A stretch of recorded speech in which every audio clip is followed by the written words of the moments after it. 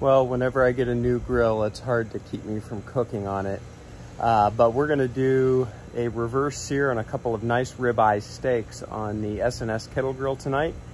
And so let's get started. Steaks are already dry brining, and so we'll take you back in time a few hours to when I got those ready, and we will see you in a minute. Okay, so we're gonna get our ribeyes ready to go here. We're gonna do a dry brine on these. We're probably about 8 hours before we're gonna cook them. So we're gonna get them seasoned up, and the salt and the seasoning is gonna draw out some of the moisture and then help the salt penetrate the meat to have a nicely seasoned steak that we can reverse sear. Today we're gonna use this SPG rub from Barbecue Pit Boys. I really like this. It's your standard SPG, but the seasoning is more chunky. It would remind you a little bit of a Montreal seasoning for a steak. I just got it the other day, and I've used it on a couple of things, and I do really like it. I think it'll be perfect for dry brining these steaks. So we're just gonna get these seasoned up.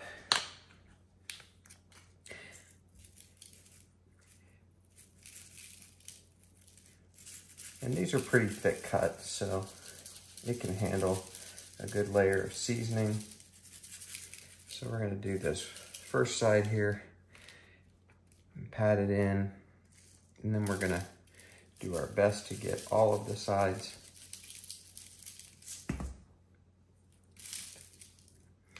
And this is sticking pretty well. You could use like an olive oil here, but these steaks are pretty moist, and so I don't want to add any extra moisture if I don't need it. There we go.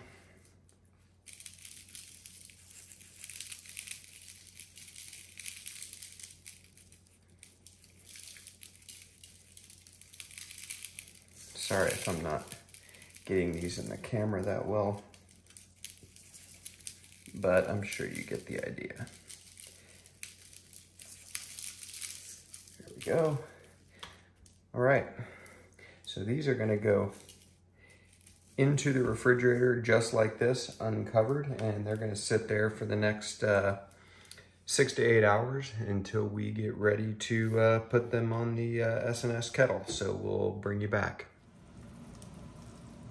So we're gonna do a bonus dish tonight in addition to our ribeye steaks that we're doing on the SnS Kettle Grill, and it's a grilled potato salad that I really like, and it requires bacon. So I've got some house smoked bacon, just took out of the freezer today. So we're going to fry that up, and then I'm gonna just chop it up a lot more finer than it is now. No specific way, but I'm just gonna break these bigger chunks up and chop them down so they're smaller. So we'll get that ready for this potato salad, and we'll see you in the next step.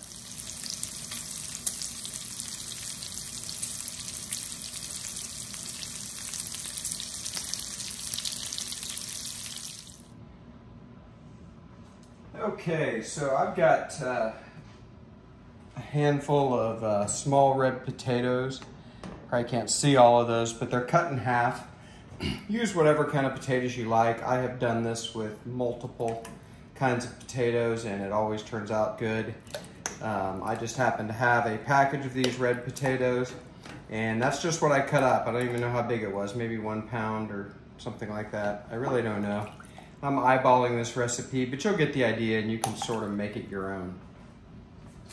So I've got those in the water, and I have got a pack of shrimp and crab boil, or crab and shrimp boil. So this is just the seasoning. This does not have seafood in it. I'm gonna drop the bag of that into the water, and we are gonna boil these potatoes for around 15 minutes. We just wanna parboil them to get them soft in order to go to the grill, so they finish off there. So I'm gonna get the stove started. We're gonna let these go for 15 minutes, and we'll bring you back. Okay, so we're gonna go ahead and light our charcoal for our reverse seared ribeyes. Just gonna take the lid off.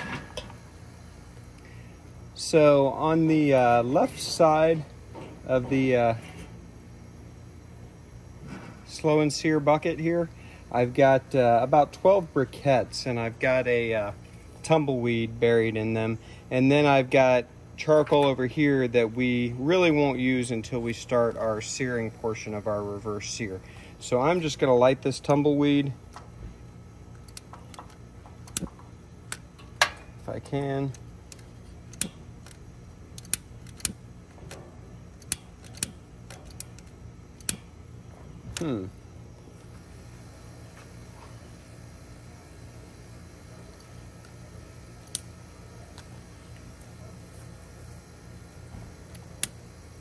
There we go.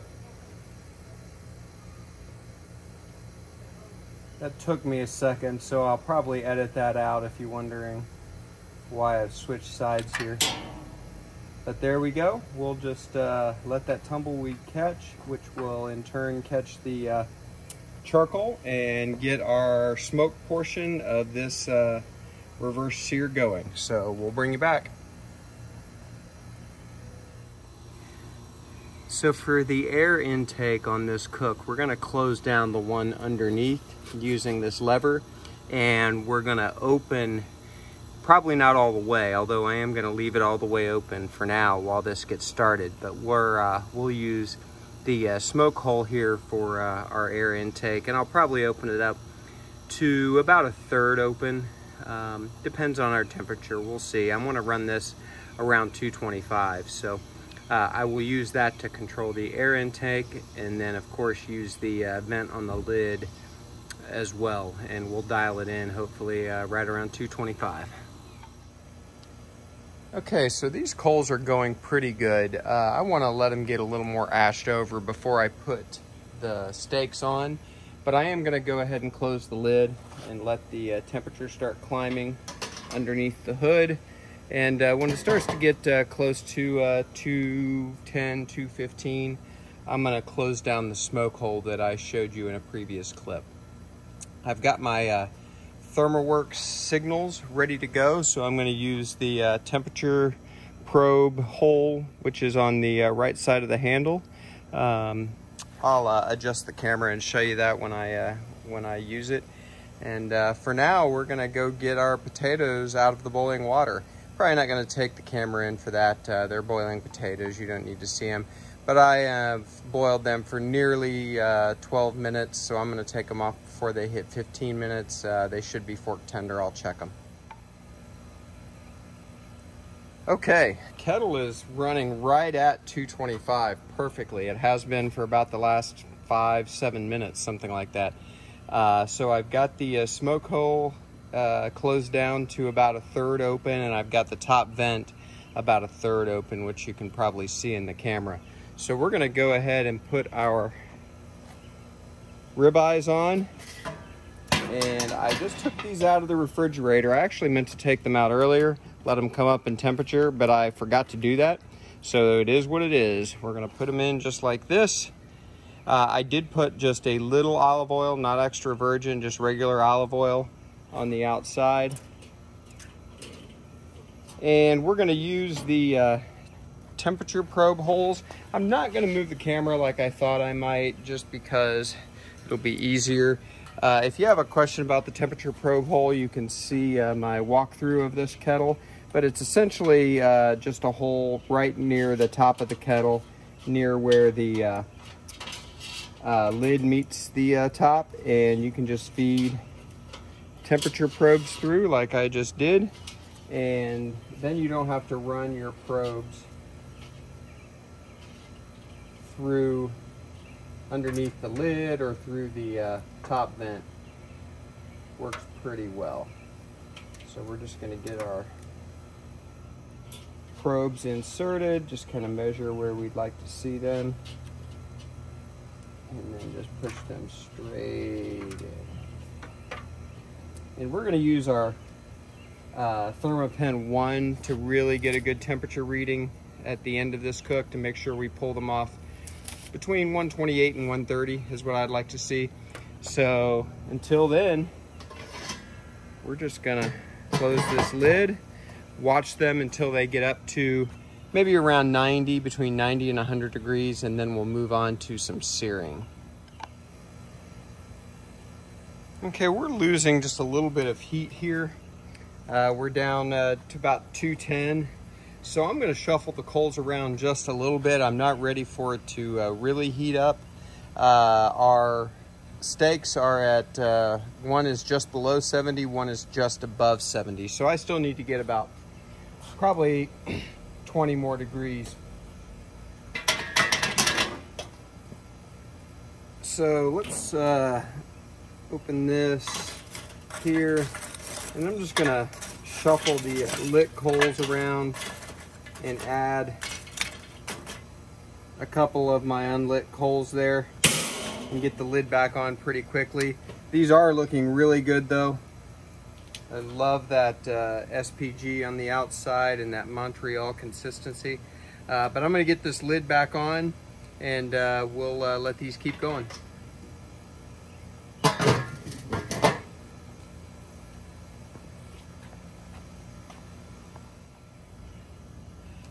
Okay, so we're, one of these is lagging behind. It's about 6 degrees behind. I've got one at 83 and one at 89. So we'll figure that out. But I'm gonna go ahead and get these coals. Oops, I need to use my convenient lid cradle there.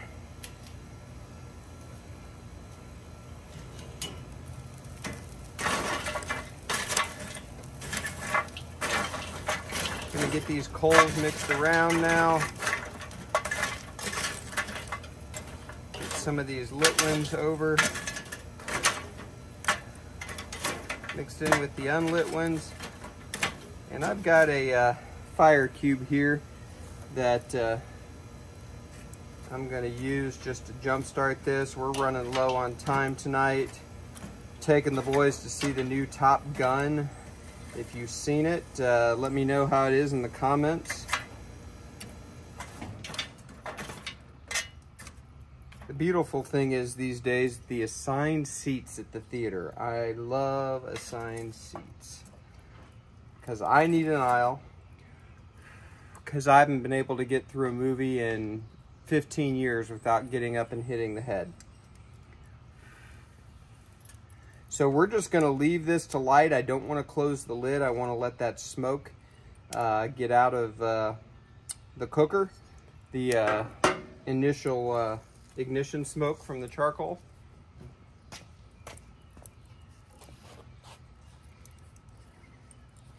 And I'm gonna go ahead and open the bottom vent. All right, while this gets going, I'm gonna go ahead and cut the video, but I'm just gonna leave the lid open while that gets lit, and we'll bring you back. Okay, we're gonna get this lid closed. We're running just about 100 degrees, one just over, one just under 100 degrees on the ribeyes. And I've got our potatoes here that I'm gonna put on the sear station right now. And then we're gonna get the lid closed. And I'm gonna let these go for a few minutes. And then we're gonna take our temperature probes out and we're going to get on searing our ribeye steaks. Okay, so here's what we're gonna do to get ready for our sear. We've got one around 110 right now and one around 105. I wish they would have stayed more even, but it is what it is. So I'm gonna take the lid off. Oh man, those do look freaking good though. And I'm gonna pull the probes out, get them out of the way, feed them back through.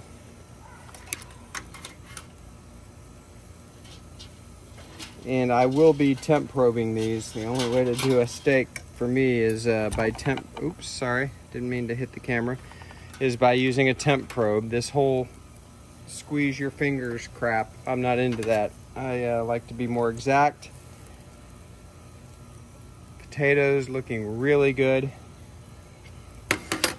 So I'm gonna close this. I'm gonna get the thermometer out of my way, and then we're gonna come back, and I gotta get those potatoes off, I think, and we're gonna start searing off our steaks. So we'll be right back. All right, here we go. So we're gonna use the spinning grate and just switch the steaks with the potatoes. And I'm gonna move those steaks back just a little bit there. And there we go. I'm gonna shut this. Hope the potatoes didn't get burned. One of these looks kind of, yeah, that one got a little black, but honestly, it's not too bad. I don't mind them that way. Looks like we just had a hot spot right through here. The rest of these look really good. So I'm gonna get this lid closed, let those steaks sear for 1 minute, and we'll come back and we will turn them. Those look good. And that was my boy saying that stuff looked good. So we're glad for that. Okay, it's been about 1 minute. We're going to flip our steaks.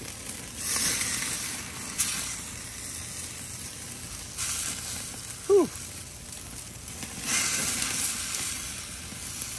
Let them sear off on that other side.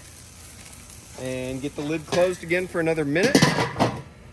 Next time I'll probably pull the potatoes off and spin that grate and do a temperature check. So we'll bring you back. Okay, it has been about 1 more minute. So what we're gonna do is flip these steaks and then I'm gonna get the potatoes out of the way.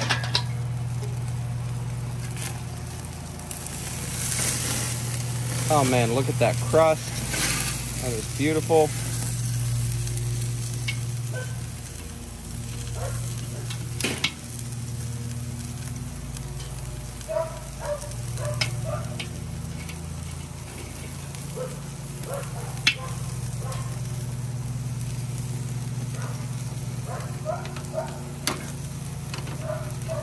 Okay, potatoes out of the way. I'm gonna turn this for now. I don't want to take a chance on overshooting my temperature. So I'm gonna shut the lid and get the potatoes inside, and then we'll come out and we'll temp our steak just to see where we are. Okay, so we got our potatoes off. We turned just so we didn't risk burning our steaks or overcooking them. So I'm going to take a temperature here. We've got 131 on this one. I'll do another spot. 128 on that particular spot. So that's actually good. And on this one, we're actually a little higher. We're about 135. So these are done. I'm glad I moved these when I did. They look great.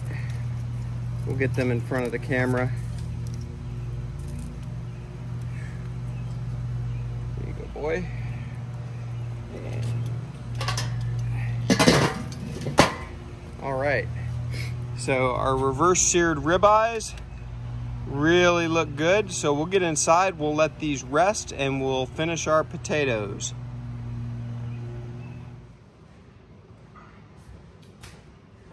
Okay, so one thing I didn't have on camera that I did with the potatoes is I did spray them with a little canola oil, and I put some AP seasoning on them after they came out of the boiling water. So what we're going to do is we're going to just drop these potatoes in this bowl. We'll end up serving them out of here too. Nothing fancy.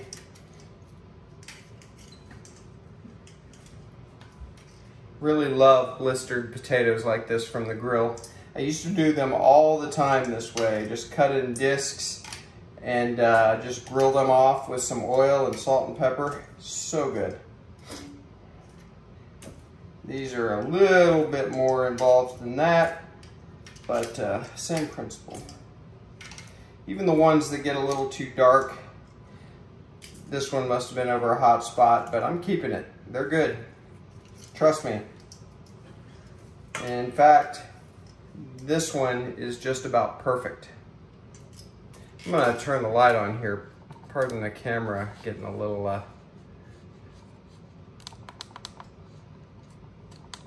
squirrely. There we go. Hope that's a little bit better.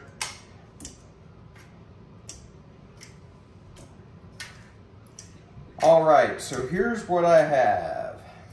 So I've got our potatoes that we boiled with shrimp and crab boil, then grilled them off after I oiled them up a little and added some AP seasoning, salt, pepper, garlic. I've got some home smoked bacon that I fried up and then cubed or diced up. And this is probably more bacon than we need, but I am pretty unfamiliar with that term, so we'll just go with it. I've got about a 1/4 cup of sour cream and a 1/4 cup of mayonnaise. I'm going by feel on this, no specific recipe. I just felt like that was a good amount. And honestly, it's hard to screw this up. The one thing that I do not have, we did not have, and I didn't think about is this is great with some green onions diced up. So we're going without it. You could also use chives.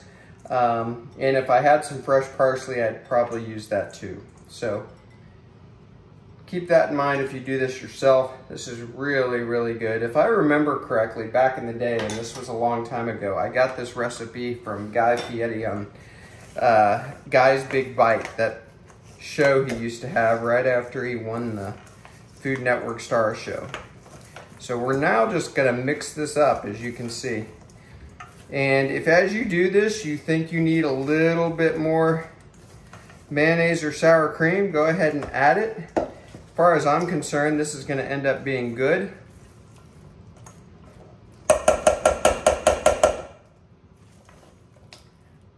And by the way, this is fresh grated cheddar cheese. Again, you could use pre-grated, but grade your own if you can. We had a little bit of a block left and I just grated it up and it's so much better. This smells so good. One last thing I'm gonna add is just a little bit of black pepper. This is not fresh cracked.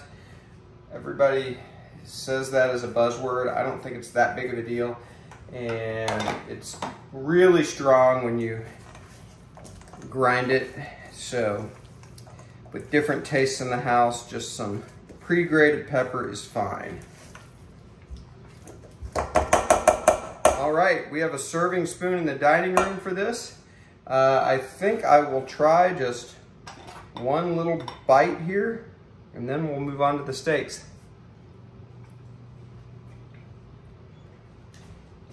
Potato is perfectly cooked. I didn't get a piece of bacon, which is unfortunate. That home smoked bacon is excellent, but that tastes really good. It's gonna go great with our steaks. So we will get this in the dining room and we're gonna move on to our steaks. So we'll bring you right back. Okay, so we have our steaks here. And they've been resting for probably 10 minutes. They could rest a little longer, but honestly, we have plans tonight and it's time to eat. So we're just gonna cut into them. I'm gonna cut each one of these in half and we'll go from there. And the knife goes through them like butter. I hope you can see that. That is perfect as far as I'm concerned. Man, that looks good. So I'm gonna cut a little slice here. Again, try to show you that up close there. And we're gonna try it.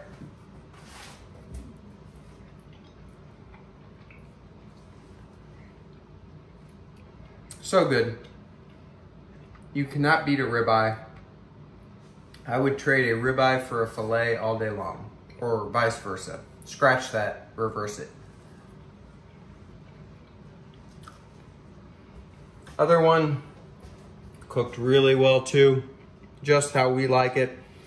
There's a segment out there that would like that a little less done, and I could totally eat it that way, but for our house, this is perfect. That'll suit everybody. So I'm gonna take another bite simply because this is so freaking good.